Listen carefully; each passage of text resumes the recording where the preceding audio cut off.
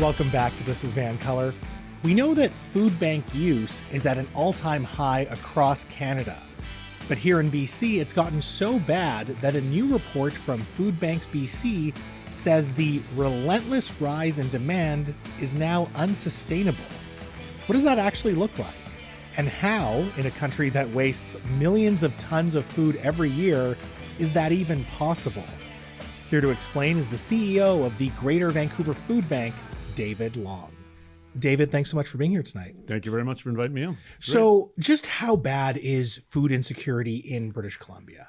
Well, right across the country, I mean, it's the numbers are staggering and they're getting worse and worse. I think since 2019, I think a lot of food banks have seen somewhere in a 70, 80, 90% increase in the number of people coming and visiting. Wow. And it's a sad situation because, as you said, it's I always say the same thing. There's no shortage of food. There's a distribution problem. Mm-hmm. The sad thing is that people are having a really tough time, even more so than ever, and just making ends meet.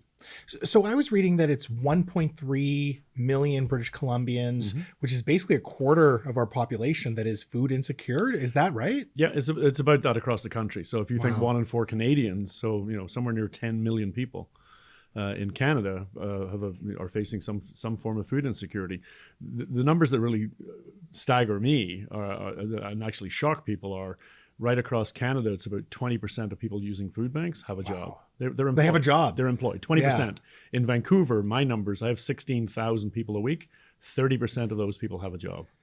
And I feel like people forget that food banks were supposed to be a temporary measure. We kind of hear about them over the holidays particularly, but this is clearly a year-round issue. Just how reliant are British Columbians or Canadians on food banks? Well, I think as long as people are struggling financially to make ends meet, the food banks are going to be here. I would love to see myself go out of business. I'd love there to be a day where there was maybe a different solution. Food banking started in Vancouver in 1982. Yeah. So you got to think, 43 years ago, it started in a small way at Christchurch Cathedral, downtown Vancouver. And it's just grown and grown and grown every year. And so I would say that people are dependent on it, and it's a sad state. The other statistic that hits home is the largest demographic that I have growing right now is seniors. So senior citizens, people that have paid their taxes their whole life, worked hard. They're on fixed income now. Worked hard, and they just maybe haven't saved enough money, if any money, for retirement. It's a lot more expensive than they thought in retirement. And there's a whole thing there. You got these people in their 70s coming into the food bank for the first time ever, never thinking they'd ever have to get that kind of assistance. Well, and certainly with the food inflation that we've seen over the last few years, maybe you thought that your savings would be enough to cover you in later age, and now suddenly it's not on a weekly basis where you need these services. Absolutely. And then you see the property tax increases and all the other tax increases that have happened, right?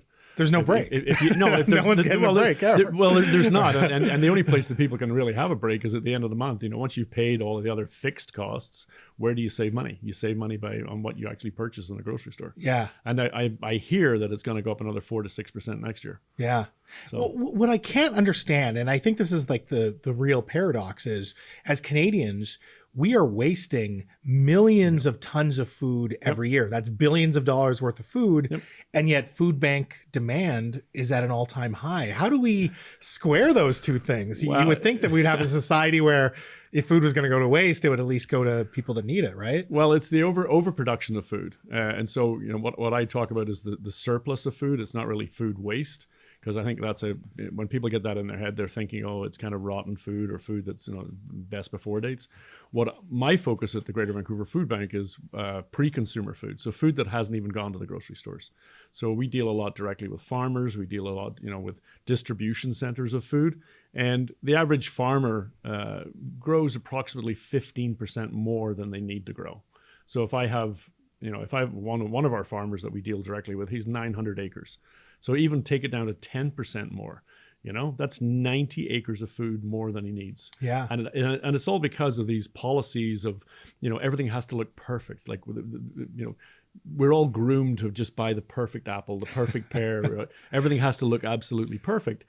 And so, there are certain things in place, but this is my big focus is the surplus food and trying to get more of that into people's hands. Yeah. So ugly produce is still good produce. Not necessarily ugly produce. I mean, honestly, it's unbelievable some of the donations that we get, the quality of the food.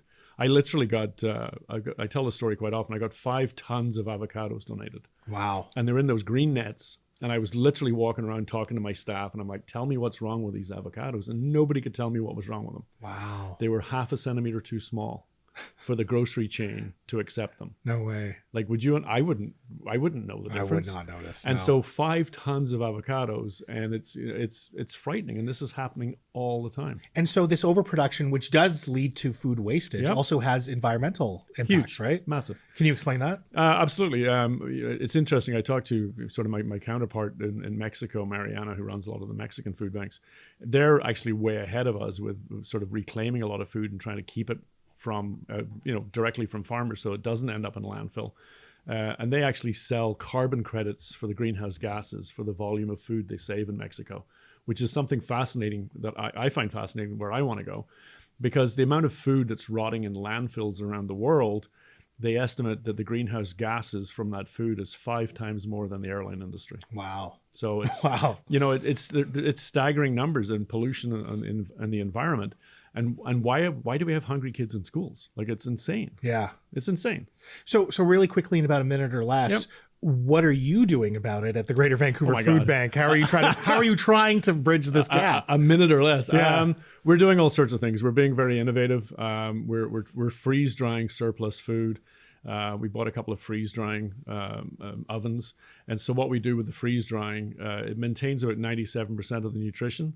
So obviously in the peak season or harvest season for farmers in the fall, last fall we got about 800,000 pounds of zucchini. And so we've created these really cool zucchini chips, maple barbecue flavor zucchini chips. Okay. We have a huge surplus of apples from the Okanagan. We've created our own apple juice with a third-party juicing company. So what we're trying to do is we're trying to extend the life of food that's out there, so we can then take our time and distribute it or to move it. And the next project we're going to work on is maybe get a warehouse where we can do our own production, where we can do flash freezing, freeze drying, juicing, all under one roof, and then we can actually take our time and distribute that around the province or around the country. Really innovative stuff. David, thank you so much for your time tonight. You're very welcome. Keep up the great work. Thank you. Folks, that was the CEO of the Greater Vancouver Food Bank, David Long. And hey, if you can swing it, please consider donating to your local food bank. I'm a monthly donor myself. I think it's a great way to donate whatever you can and just have it on autopilot. Now, after some business, we're sticking with the issue of food waste, because it feels criminal that people are going hungry while so much food ends up in the trash. Can we actually sue someone over this? Kyla's court will have the verdict up next.